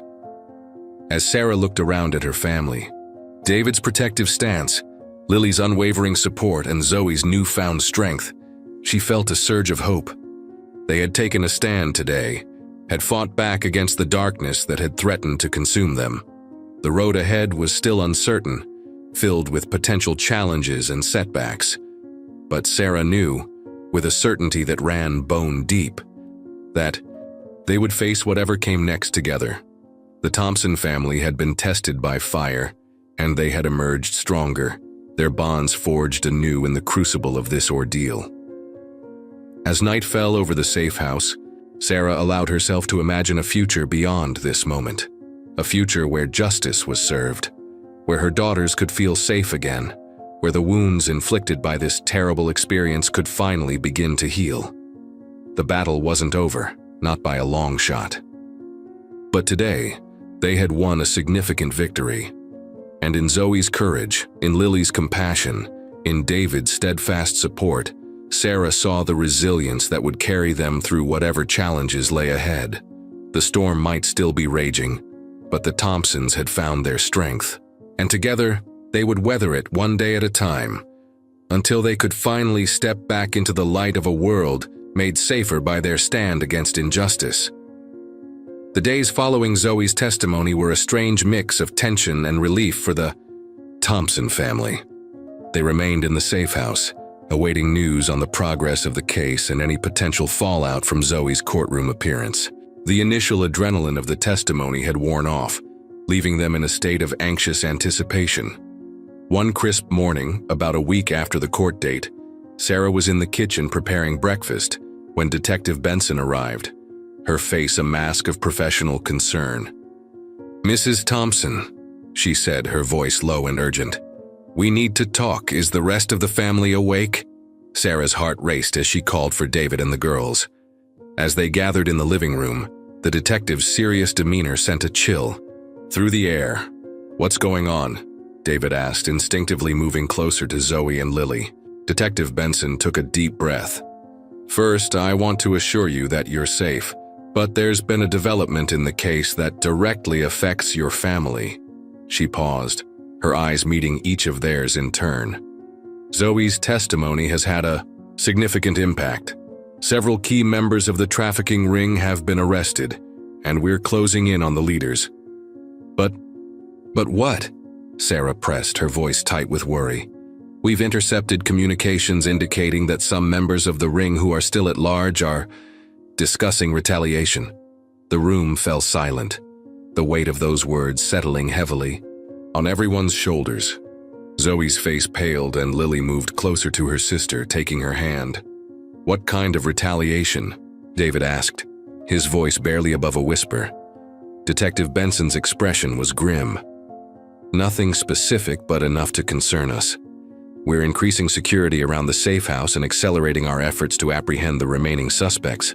But I need you all to be extra vigilant."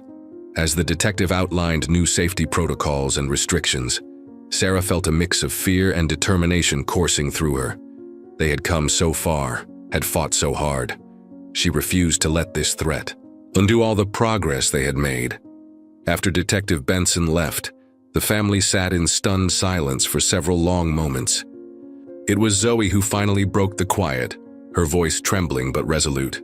"I'm not sorry," she said, looking around at her family. "I know this is scary, but I'm not sorry," I testified. "We're doing the right thing." Sarah moved to embrace her daughter, feeling a surge of pride. "You're right, sweetheart, we are. And we're going to get through this together." The following days brought a new level of tension to the safe house. The increased police presence outside was a constant reminder of the danger they faced. Sarah found herself jumping at every unexpected sound, her protective instincts on high alert. David threw himself into researching self-defense techniques and security measures, determined to do everything in his power to keep his family safe. Lily, sensing the gravity of the situation, became a source of quiet support, often sitting with Zoe or helping Sarah with household tasks without being asked. One evening, as Sarah was preparing dinner, she overheard a conversation between her daughters that both warmed her heart and broke it. "Zoe?" Lily's voice was small, hesitant. "Are you scared?" There was a pause before Zoe responded. "Yeah, Lily, I am. But you know what? I'm also proud of us, of our family. We're fighting back against some really bad people. That's pretty brave, don't you think?" "Yeah," Lily agreed. "We're like superheroes. Secret identity and everything. With this safe house." Sarah heard Zoe's soft laugh, a sound that had become all too rare in recent months. "You're right, Squirt. We are kind of like superheroes." As Sarah listened to her daughters find moments of lightness in the midst of their ordeal, she felt a renewed sense of determination. They had come too far to be cowed by these threats. Whatever came next, they would face it head-on, drawing strength from each other and from the justice they sought. Later that night, as the family gathered in the living room for their nightly check-in, Sarah looked around at the faces of her loved ones. She saw fear there, yes, but also courage, resilience, and love. "I know things are scary right now," she said, her voice steady. "But I want you all to remember something. We're not just hiding anymore. We're fighting back. What we're doing, what Zoe did in that courtroom, it's making a real difference. We're helping to stop these criminals and protect other families from going through what we have." David nodded, reaching out to squeeze her hand. "Your mother's right. We're in this together, and we're going to see it through." As they talked, late into the night, making plans and reassuring each other, Sarah felt a shift in the energy of their family. The threat of retaliation was real and frightening, but it had also crystallized their purpose, reinforcing the bonds between them. They were no longer just victims or survivors. They were fighters, standing up against injustice no matter the cost. And in that unity, in that shared purpose, Sarah found a strength she never knew they possessed. The storm might be gathering strength, but so were the Thompsons. Whatever challenges lay ahead, they would face them together, their love and determination a shield against the darkness that threatened them. Little did they know that their resilience would soon be put to the ultimate test, as the case took an unexpected turn that would shake their world to its very foundation. The battle for justice was far from over, and the Thompsons were about to be thrust into the heart of a confrontation that would change everything. The tension in the safe house reached a fever pitch as days stretched into weeks with no resolution in sight. The constant state of high alert was taking its toll on the Thompson family, each member grappling with the strain in their own way. Sarah found herself obsessively checking and rechecking the locks on doors and windows, her sleep interrupted by vivid nightmares of unseen threats lurking in the shadows. David's normally calm demeanor had given way to a restless energy, his eyes constantly darting to the windows, watching for any sign of danger. Zoe, despite her brave front, was struggling. The initial surge of empowerment from her testimony had faded, replaced by a gnawing fear that her actions had put her family at risk. Sarah often found her daughter huddled in corners of the house, arms wrapped tightly around herself, lost in thought. It was Lily, surprisingly, who seemed to be holding up the best. The youngest Thompson had taken on the role of family cheerleader, her unwavering optimism a balm to their frayed nerves. She organized impromptu dance parties in the living room and insisted on nightly board game tournaments, her efforts to maintain normalcy both heartwarming and heartbreaking. One particularly tense afternoon, as Sarah was helping Zoe with some overdue schoolwork, Detective Benson arrived unannounced, her face a mask of barely contained excitement. "We've had a major breakthrough," she announced as soon as the family had gathered. "One of the key players in the trafficking ring has agreed to turn state's evidence. His testimony, combined with Zoe's and the evidence we've gathered, could be the key to bringing down the entire operation." The news was met with a mix of relief and apprehension. While it was a significant step towards justice, it also meant that the danger to their family could potentially increase. "What does this mean for us?" David asked, his arm protectively around Zoe's shoulders. Detective Benson's expression softened. "It means we're closer than ever to ending this. But it also means we need to be extra cautious. The ringleaders are getting desperate, and desperate people are unpredictable." As the detective outlined new security measures and updated them on the case's progress, Sarah noticed a change coming over Zoe. Her daughter's posture straightened, a determined glint appearing in her eyes. After Detective Benson left, Zoe turned to her family. "I want to make a statement," she said, her voice steady. "To the press, I want to encourage other survivors to come forward." Sarah's heart leapt into her throat. "Zoe, sweetheart, are you sure? That would mean exposing yourself even more." Zoe nodded, a mixture of fear and resolve on her face. "I'm sure, Mom. I'm tired of hiding, tired of being afraid. If my story can help even one other girl find the courage to speak up, it's worth it."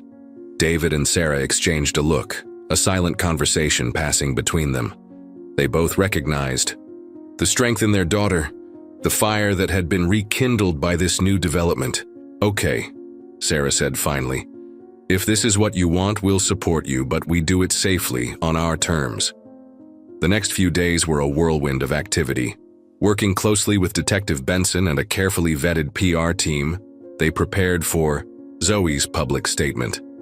Sarah watched with a mixture of pride and trepidation as her daughter rehearsed her speech, each run-through stronger and more confident than the last. On the day of the press conference, the Thompson family stood united.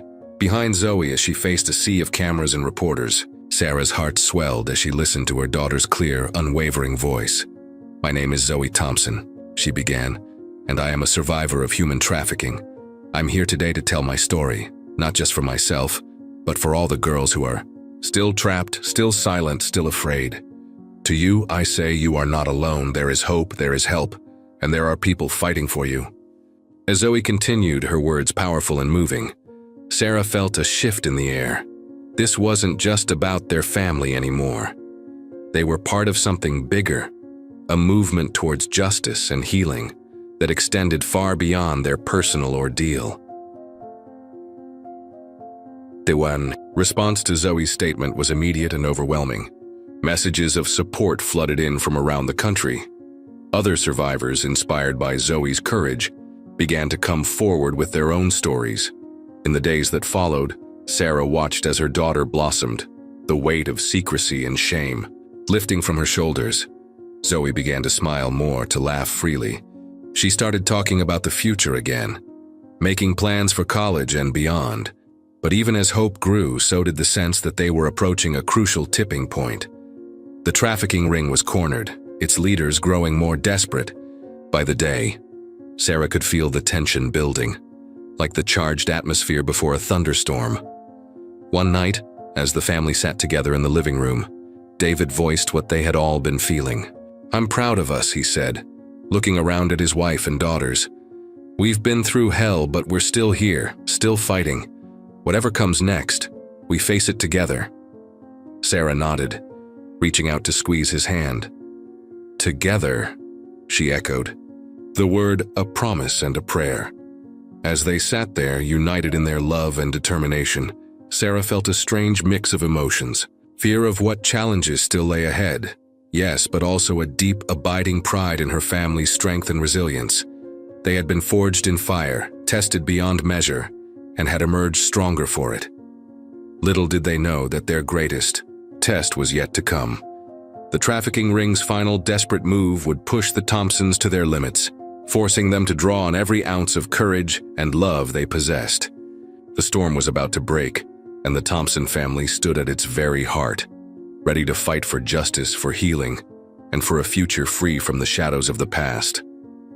The aftermath of Zoe's public statement brought a whirlwind of activity to the Thompson family's life. The safe house, once a place of isolation, now buzzed with a constant stream of phone calls, media inquiries, and strategy meetings with law enforcement. Sarah found herself juggling the roles of protector, spokesperson, and emotional anchor for her family as they navigated this new phase of their journey. One crisp autumn morning, as Sarah was preparing breakfast, Detective Benson arrived with news that would change everything. "We've got them," she announced, her eyes alight with a mix of triumph and caution. "The top leaders of the trafficking ring. We're moving in for the arrests today." The kitchen erupted in a cacophony of emotions: relief, excitement, and an undercurrent of fear. Zoe's face was a canvas of conflicting feelings, hope warring with anxiety. "What does this mean for us?" David asked, his arm protectively around Zoe's shoulders. Detective Benson's expression sobered. "It means we're in the endgame now, but it also means we need to be more vigilant than ever. Cornered animals are the most dangerous." As the detective outlined the operation and the increased security measures being put in place, Sarah couldn't shake a feeling of foreboding. They were so close to the end, to justice and freedom. But something in her gut told her the hardest part was yet to come. Her instincts proved correct later that evening. The family was gathered in the living room, watching a news report on the arrests, when suddenly the power cut out, plunging the house into darkness. "Everyone stay calm," David said, his voice steady despite the tension Sarah could hear underlying. "Dinim, it's probably just a blown fuse." But before he could move to check, there was a crash from the kitchen, the sound of breaking glass. Sarah's heart leapt into her throat as she realized what was happening. They were under attack. "Girls, upstairs now," she hissed, pushing Zoe and Lily towards the staircase. "Remember the drill we practiced. Go!"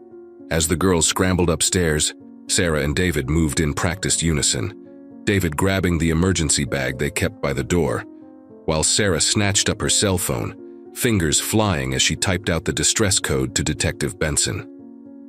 The next few minutes were a blur of adrenaline and fear. Sarah could hear footsteps, heavy and purposeful, moving through the lower level of the house.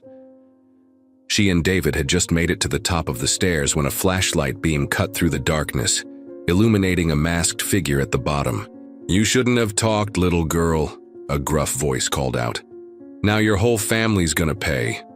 Sarah's blood ran cold at the threat, but she forced herself to focus. They had a plan for this. They had prepared. As David led the way to the hidden panic room they had installed, Sarah's mind raced. How had they been found? How long would it take for help to arrive? Could they hold out until then? The family huddled together in the small, reinforced room, the sound of intruders searching the house echoing ominously through the walls. Lily clung to Zoe, both girls trembling but remarkably quiet. Sarah marveled at their strength even as her heart ached for the fear they must be feeling. "Mom," Zoe whispered, her voice barely audible. "I'm sorry, this is all because of me." Sarah pulled her daughter close, fiercely protective. "No, sweetheart. This is because of them. You did the right thing, we all did. And we're going to get through this."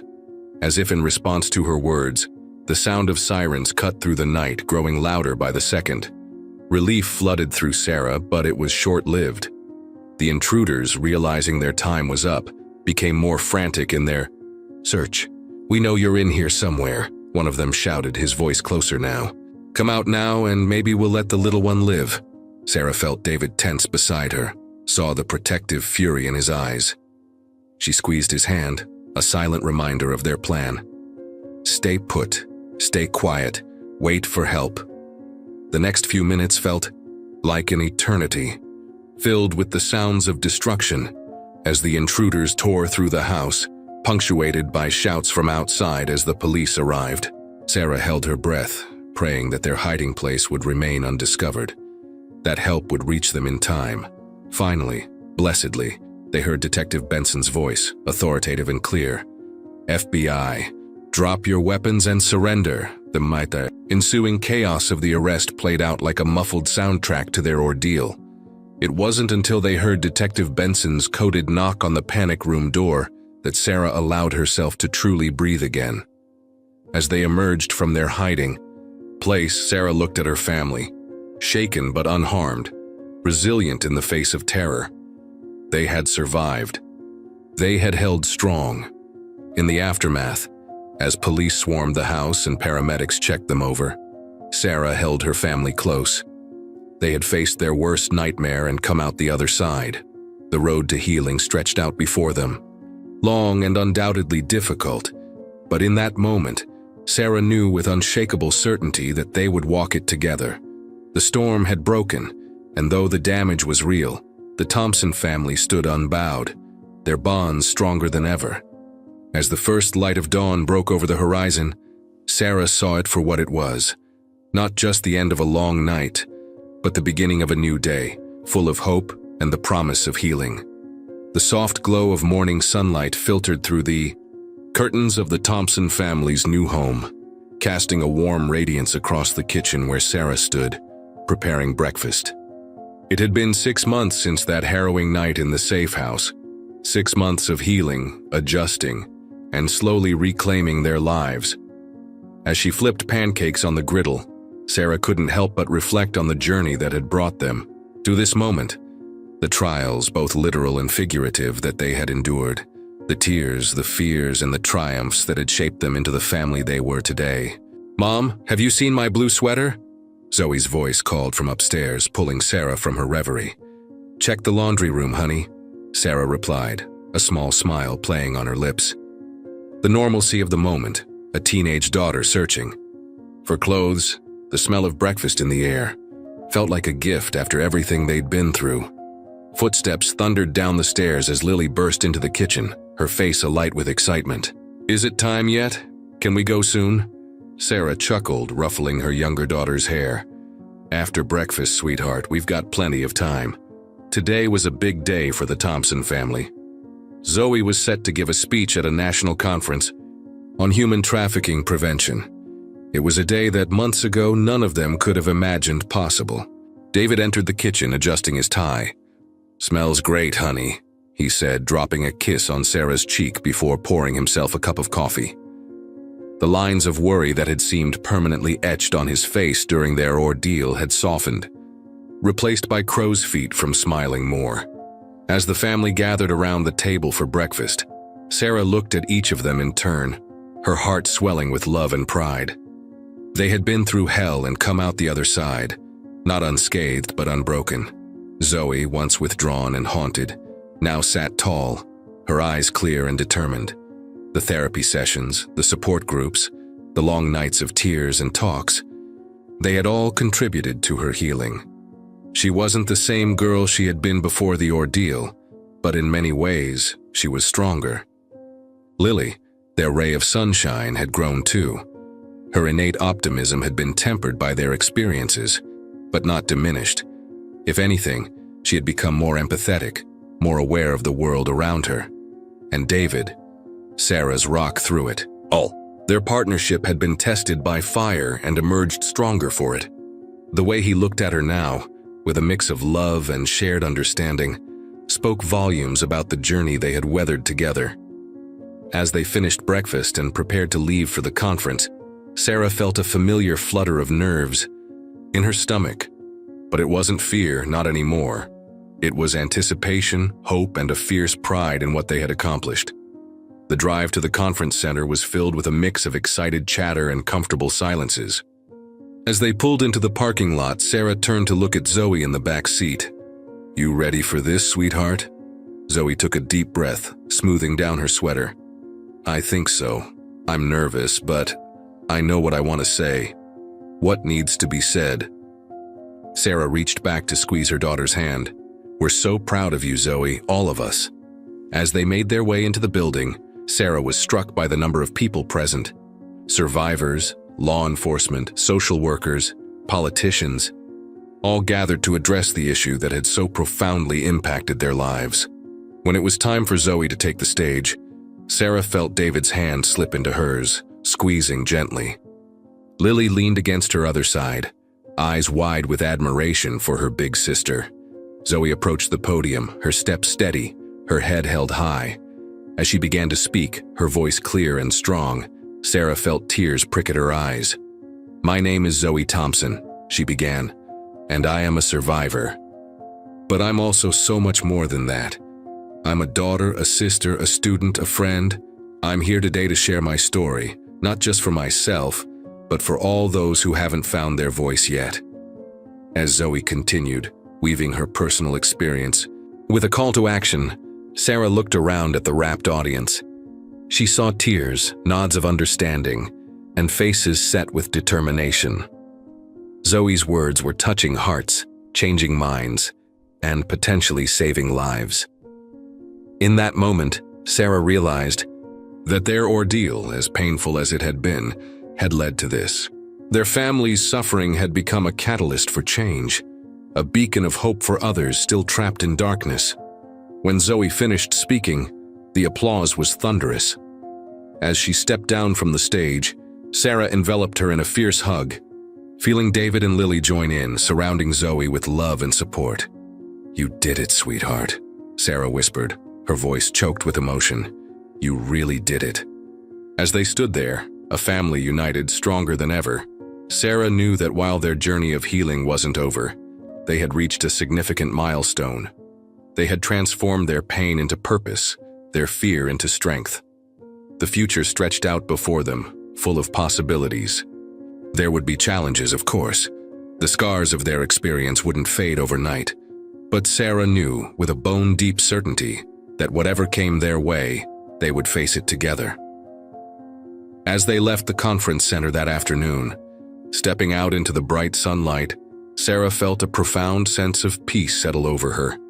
They had weathered the storm, emerged from the darkness, and now stood ready to embrace whatever life had in store for them next.